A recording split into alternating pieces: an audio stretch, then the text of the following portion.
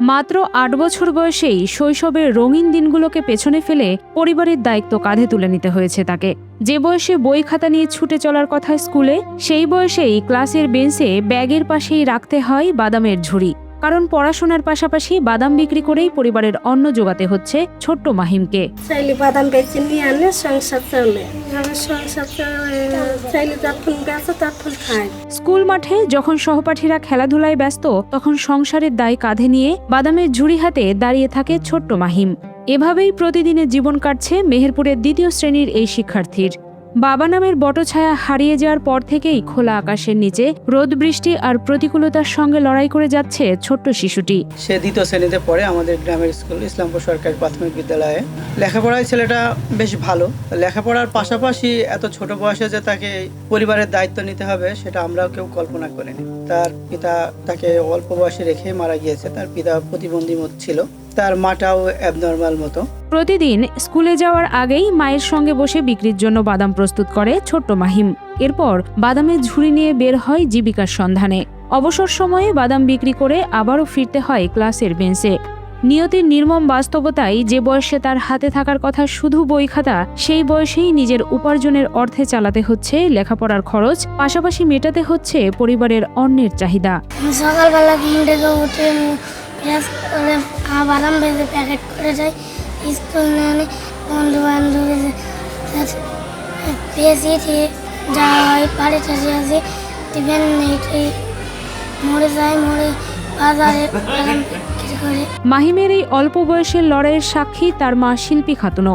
১.৫ বছর আগে স্ট্রোকে স্বামী মান্নান আলীর মৃত্যুর পর ২ সন্তানকে নিয়ে দুশ্চিন্তায় পড়ে যান তিনি। অভাবের সংসারে একমাত্র ভরসা হয়ে দাঁড়ায় ছোট্ট মাহিম।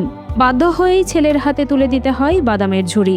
ছোট ছেলে খেলাধুলা করবি, আজকে ছোট ছেলে কাছে করলি, কাছে সব রাত হয়েছে 12টা 11টা পর্যন্ত রাস্তায় দিয়ে বাদাম বেচবি।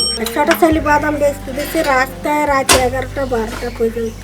ফের ছেলে প্রাইভেট পড়ে এসে ছেলে খেলাধুলা করবি কি ফের ছেলেকে ফের রাস্তায় দিচ্ছে বাদাম বেচতে। ছেলে খেলাধুলার সময়ও ছেলে পায় না। শিশুটির এমন হার না মানা সংগ্রামের গল্প ছুঁয়ে গেছে শিক্ষক এবং স্থানীয়দের মনও। ছোট্ট বয়সে জীবনের কঠিন বাস্তবতার সঙ্গে লড়াই করে পড়াশোনা চালিয়ে যাওয়ার চেষ্টা দেখে অনেকেই মাহিমের সাহস ও পরিশ্রমের প্রশংসা করছেন। আমাদের বিদ্যালয়ের ২য় শ্রেণীতে পড়ুয়া মাহিম নামের ছেলেটি অত্যন্ত দরিদ্র পরিবার থেকে এসছে। ওর বাবা ১ বছর আগে মারা গেছেন। এখন ও আর ওর মাই হচ্ছে ওর পরিবারের 2 জন সদস্য। ওদের পরিবারের সদস্যটা বলতে গেলে ওর আয়ের উপরে নির্ভরশীল। ও বাদাম বিক্রি করে যে পরিমাণে অর্থ উপার্জন করতে পারে সেই পরিমাণ অর্থ দিয়ে ওদের সংসারটা চলে।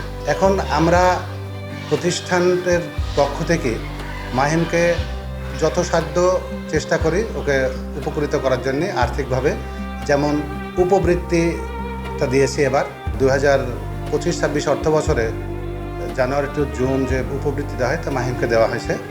তাছাড়াও আমরা শিক্ষকরা, অন্যান্য সহকারী শিক্ষক সহ আমরা ওদেরকে যথাসাধ্য পারি আর্থিকভাবে সহযোগিতা করি খাতা কলম দেওয়ার ব্যাপারে। এবং আমি ব্যক্তিগতভাবে ওকে নিবিড় পর্যবেক্ষণ করার জন্যই শিক্ষক নির্ধারণ করেছি যাতে লেখাপড়া ওর চালিয়ে যেতে পারে। তার পিতা নেই এবং তার বাড়িতে এক মা একটু অ্যাবনর্মাল মতো। সে ছোট্ট একটা বাচ্চা আপনার এই বাজারে বাদাম বিক্রি করে এবং স্কুলেও যায়।